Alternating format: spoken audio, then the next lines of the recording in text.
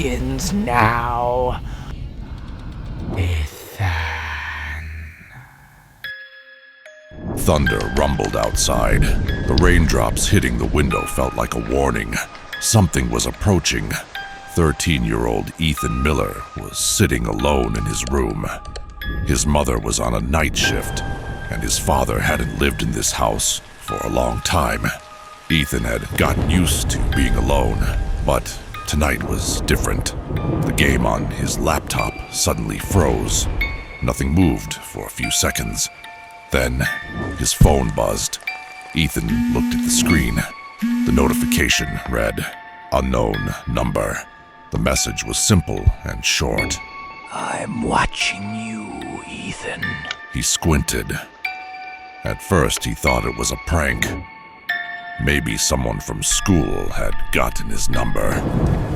Before he could respond, another message arrived. Nice red shirt. Loneliness suits you.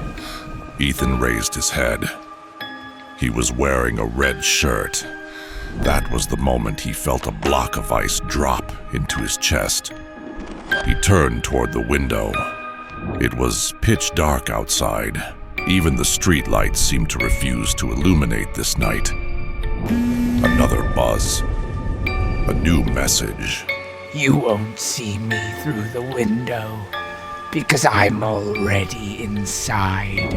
Ethan tried to swallow the fear rising in his throat. He turned around. There was nothing there.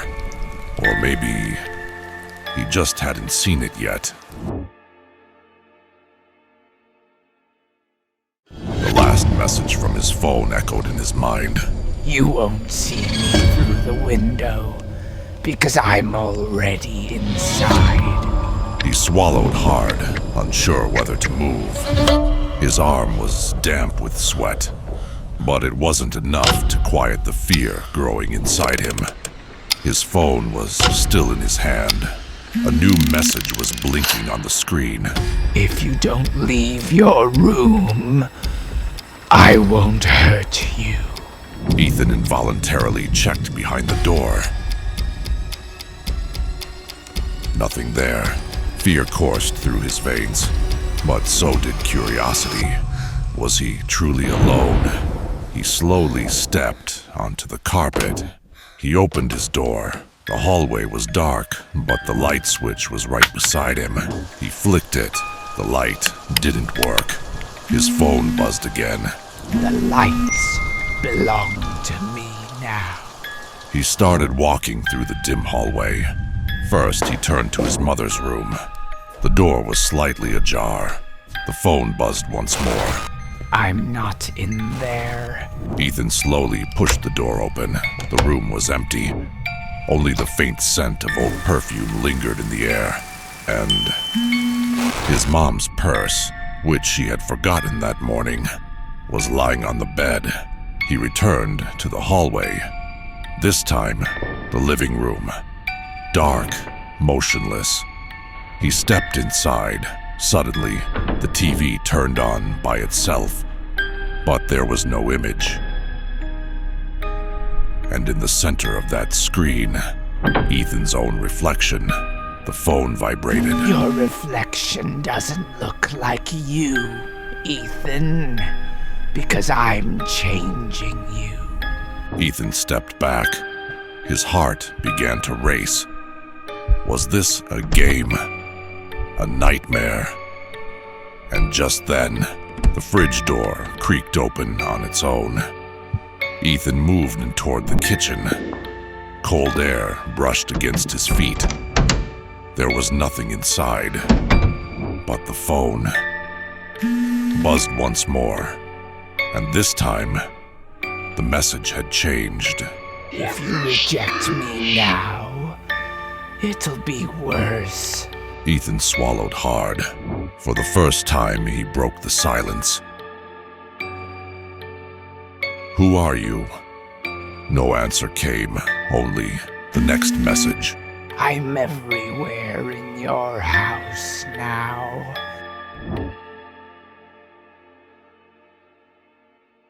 Ethan was standing in the middle of the living room. The TV was still on. On the pitch-black screen, only his own reflection appeared. But something felt off. He examined his face. It looked like him, but not quite. His shoulders were slumped, his eyes a bit more hollow.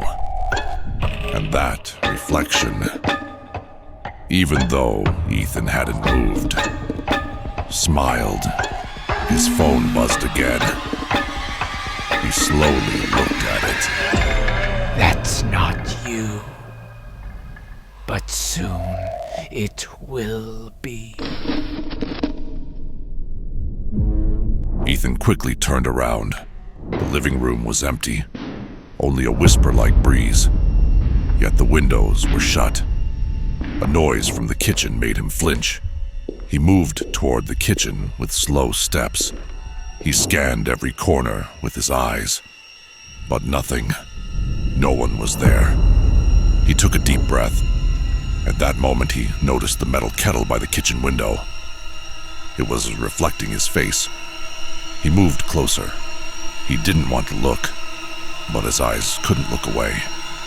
He stared at his reflection, and someone else was behind him, tall, with a slumped neck, a headless, smoky black silhouette. But when he turned around, no one was there.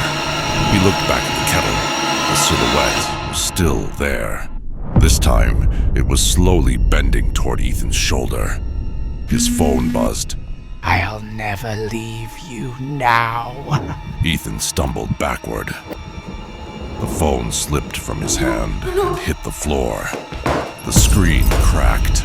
The final message slowly scrolled across the shattered screen. Accept me. Accept me. Accept me. Ethan crouched down. He grabbed his head with both hands. This had to be a dream. But the rooms were changing. The house was no longer the same house. The corners of the room were darker now. The walls seemed to breathe. Another message arrived, this time without a notification sound. If you accept me, the silence will return. Ethan closed his eyes, and in the darkness, he felt something's eyes on him. Ethan had returned to his room, but it no longer felt like his room. The walls looked darker, the ceiling lower.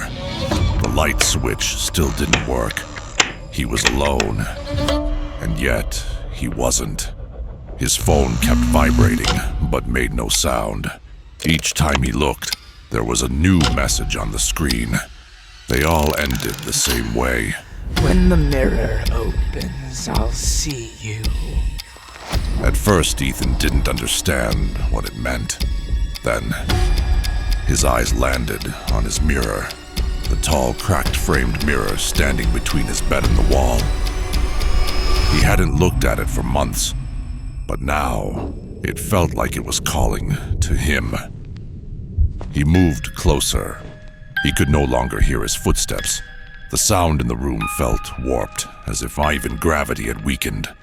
He stood in front of the mirror.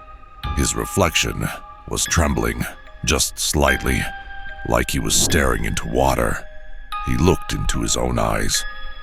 Then his reflection laughed. But Ethan didn't laugh. His phone vibrated. 2 words appeared on the screen. Look now. The reflection suddenly turned around. Ethan hadn't moved, but his reflection, mirror Ethan, turned toward the darkness behind him and took a step. A silhouette appeared in the mirrored room.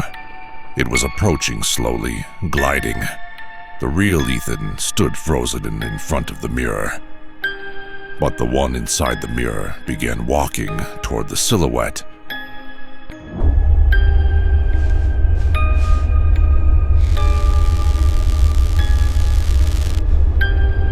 But at that moment, the mirror cracked. A jagged fracture split upward from the center. And from beneath that crack, a finger began to push through. Thin, jet black, smoky. Ethan wanted to touch the mirror, but it turned into a door and opened into the hallway. His phone buzzed once again. The final message appeared. The door is open. Now, you'll come to me. Something appeared next to the door. Ethan could feel it as he looked at his phone, but he hadn't seen it yet. Ethan turned his head to the left and he suddenly found himself sleeping in his room. Ethan closed his eyes. He had felt something watching him in the dark, but now he felt nothing, just tired. Suddenly, he fell asleep, deep, heavy, silent. He was in the hallway. The house was familiar, but cold. The walls were darkened. Everything was silent, too silent. Ethan tried to walk, but his footsteps made no sound, as if there was no gravity. Just then, a shadow passed. He saw it from the corner of his eye. It was to his right, then to his left, then behind him, then in front. It was everywhere. It had always been there. Ethan took a breath, but no air filled his lungs. Suddenly, the front door creaked open. The silhouette entered. It walked slowly. Ethan wanted to run, but he couldn't move.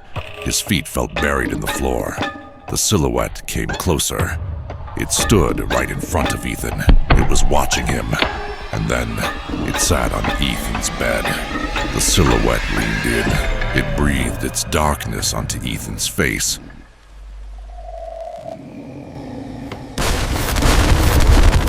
Ethan suddenly found himself in front of the mirror.